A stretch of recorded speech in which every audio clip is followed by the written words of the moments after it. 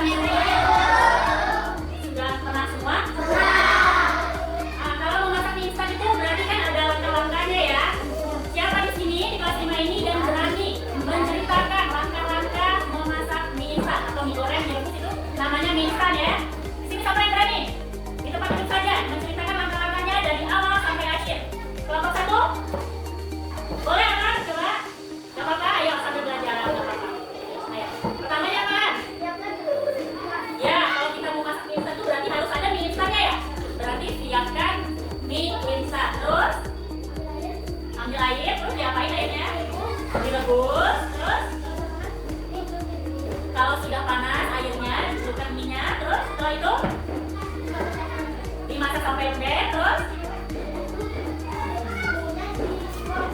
ya bumbunya dituang ke piring. Setelah itu ya mie instan yang sudah lembek tadi dimasukkan ke piring, terus diaduk-aduk, terus siapkah untuk memasak mie instan itu? Yang pertama itu sudah pasti menyediakan mie instan. Boleh mie Indomie, boleh mie sedang, boleh mie ya. Boleh mie geprek ya. Setelah itu, setelah mie-nya disediakan, ambil air, masukkan ke dalam panci, rebus hingga mendidih. Ya tidak? Ya. Setelah itu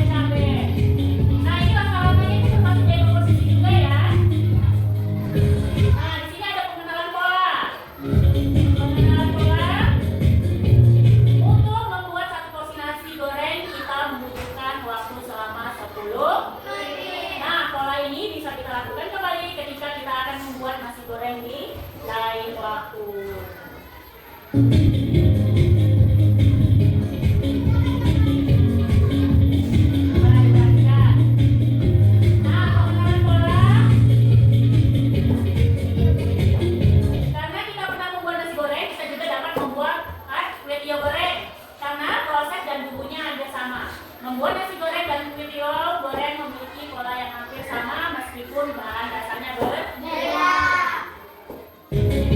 Yang dimana? Contoh kita. Nah, di sini ada abstraksi.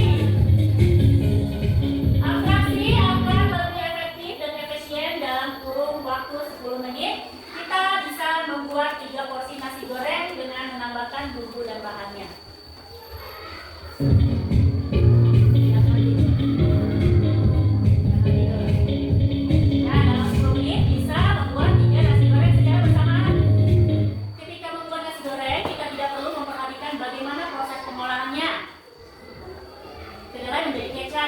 Proses api bisa menyala pada kompor karena itu tidak penting. Maksudnya abstraksi tadi itu kan kita mencari yang intinya saja. Ya. Tidak perlu dipikirkan. Kalau kita mau nasi goreng tidak perlu mikirin kecap itu terbuat dari apa, tidak perlu. Nah, yang selanjutnya yaitu algoritma. Dalam membuat nasi goreng kita juga harus bisa mengumpulkan langkah-langkah secara logis, berurutan dan rinci, mulai dari proses awal pembuatan meracik bumbu sampai dengan proses menyajikan. Ya, paham? Nah, langkah-langkahnya itu seperti untuk membuat nasi goreng. Yang pertama di situ apa? Panaskan minyak secukupnya. Yang kedua, goreng telur dan bumbu. Yang ketiga, masukkan nasi dan bumbu lainnya. Yang keempat, cek rasa jika lepas, angkat dan sajikan. Ini melanjutkan setelah kalian menonton video tadi. Coba ya, coba disimak. Berpikir komputasional, berpikir seperti komputer. Menyusun langkah-langkah untuk menyelesaikan masalah secara teratur dan logis. Ya, di sini ada 4 metode berpikir komputasional.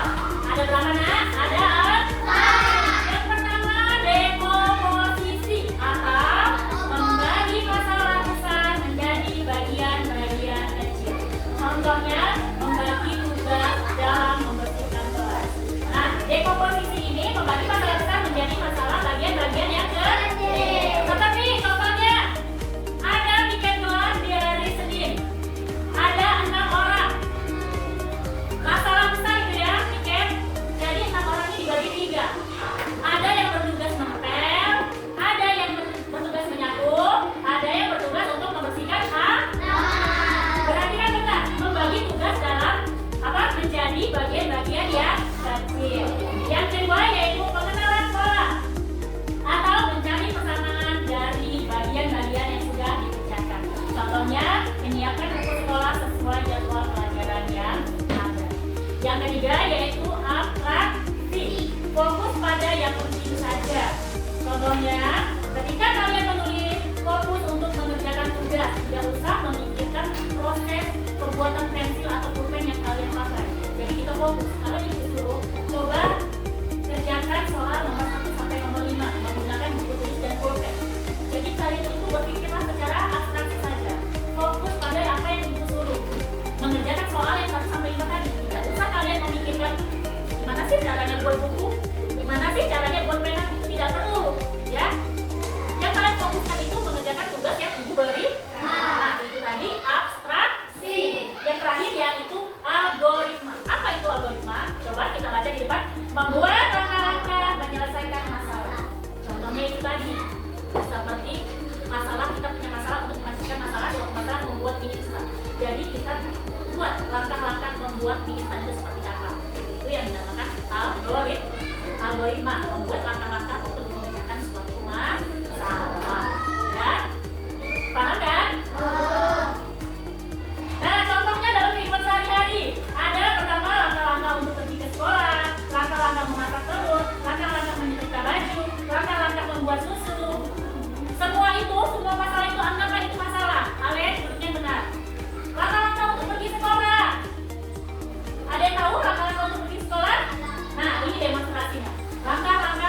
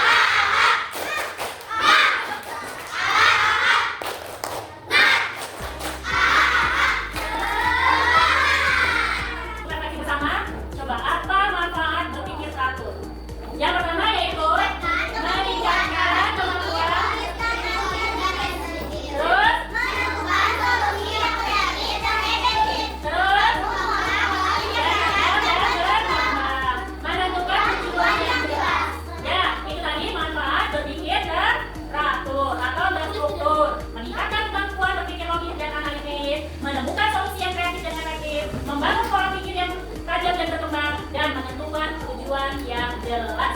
Nah, kenapa sih komputer perlu instruksi yang jelas? Kenapa, Nak?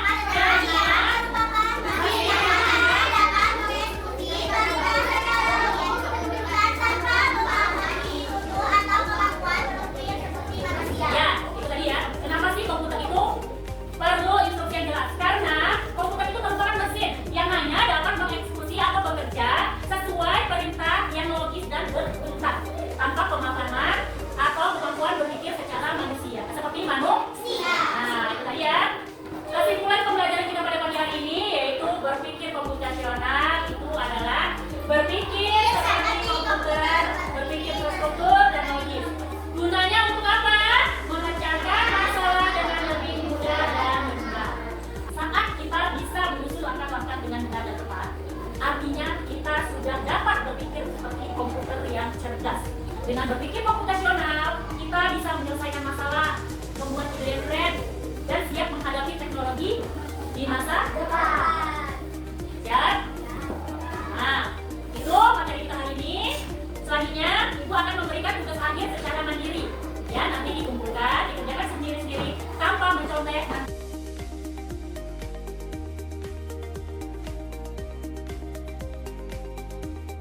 Sudah semua? Ayo, kumpulkan. Sudah selesai. Kita sudah belajar tentang berpikir komputasional. Apa? Berpikir terstruktur dan logis. Gunanya untuk memecahkan masalah dengan lebih mudah dan tepat. Oke, sampai di sini pembelajaran kita hari ini. Sampai bertemu di pertemuan selanjutnya. Sebelum kita pulang,